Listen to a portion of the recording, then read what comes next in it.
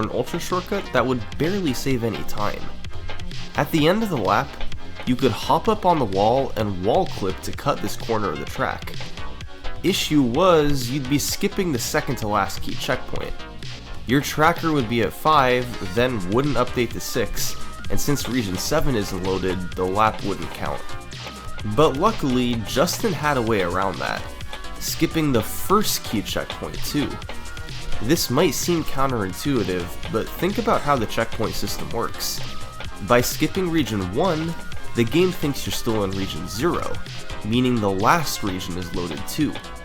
So, skipping region 6 is inconsequential since the only other region loaded is region 7, and the counter updates once you get there, allowing for a successful lap.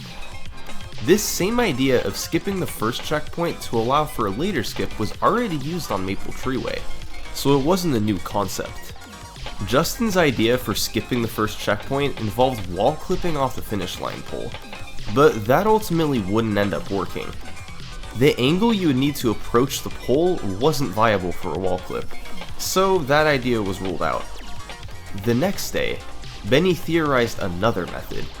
It was actually possible to wall clip off of certain blocks. You can very precisely fall off the side of these blocks, then do a wall clip off of them to get launched far forward. And as Snoop figured out, this method was viable, but only if you use the spear, the fastest bike in the game. Even with the second clip later, the lap was still slower than the non